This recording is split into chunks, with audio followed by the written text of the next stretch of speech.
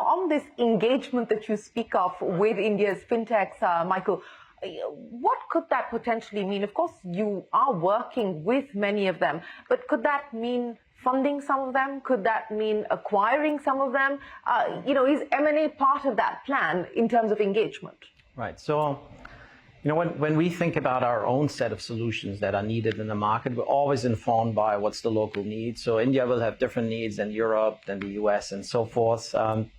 So it's always a decision for a company like ours. What do you build? What do you buy?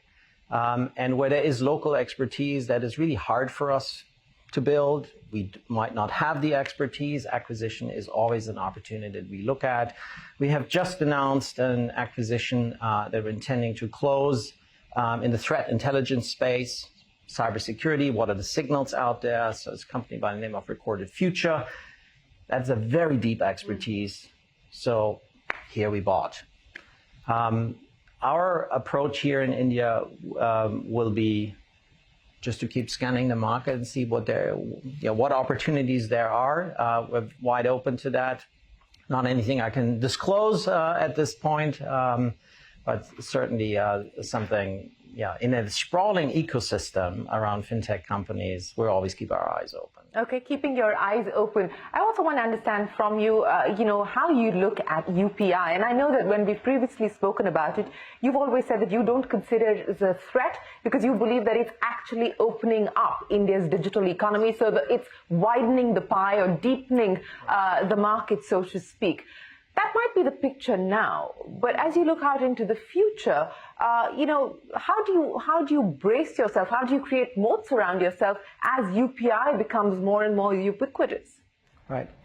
I don't personally like the term moat that much, but it comes to the notion of who makes a decision. The consumer makes a decision, a business makes a decision, what kind of payment solutions they will use. And there will be different use cases. I want to get money from A to B in a very quick and fast and cheap and efficient way.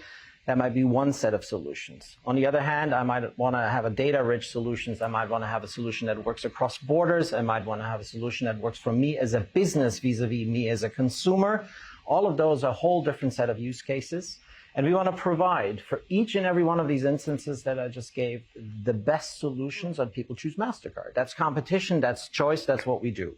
And, with the digital economy in India opening up, UPI has done a tremendous job. Aadhaar, everybody has an identity. This is all used. The passkey solution I mentioned earlier is based on the fact that there is a biometric identity to start with.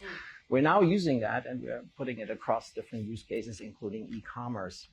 So what I see in the end is a much larger pie. And within that much larger pie, there will be UPI transactions, there will be card transactions, there will be transactions we can't even think of today. So we kind of keep innovating and keep competing. So I stick to my point that I said to you last time, that it is an opportunity because the pie keeps growing. The private sector over the years hasn't solved that. With the rise of UPI and Aadhaar and the India tech stack, the opportunity did get bigger, and we feel welcomed. We're part of the India journey. And, it's a strong public-private partnership as well. We're engaged with the government on cybersecurity. So there's various aspects on how we contribute to this overall opportunity. It's not just payment solutions. You spoke about the pie getting bigger here in India, but from a MasterCard perspective, what could it mean in terms of revenue from India? And I know that India is an important market as far as innovation is concerned and tech solutions are concerned, but, the growth of the consumer story here in India has also been pretty widely acknowledged. How are you seeing this as a key market from a revenue perspective for MasterCard going forward? So we've had a strong growth story in India. If you come back to the basic aspects of our business model, we're in the payment flow. We try to have a good solution to be in the payment flow, give consumers and businesses a reason to choose MasterCard. As volume grows, obviously that's a revenue opportunity for us because we invest in the solutions to make them safe and smart and so forth. And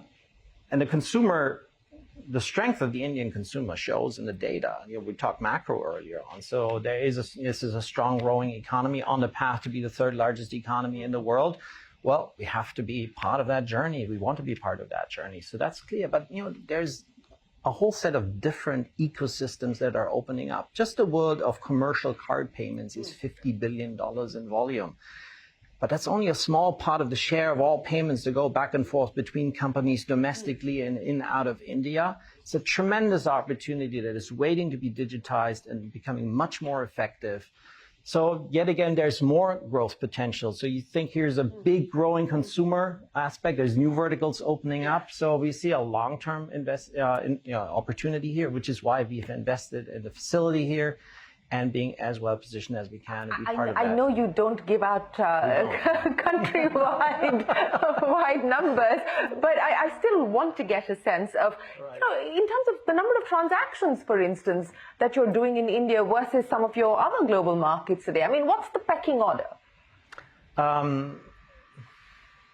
We don't, actually, I don't even know that number. I don't even know the number. So, well, it must be huge because everything in India is huge. That it is, Michael. No, but if you look at, if you just look at the overall growth rate, it is a very attractive growth rate, and you just look at it's a reflection of the economic growth in the country. And not every country is growing at the same. It is the fastest growing major economy in the world. So.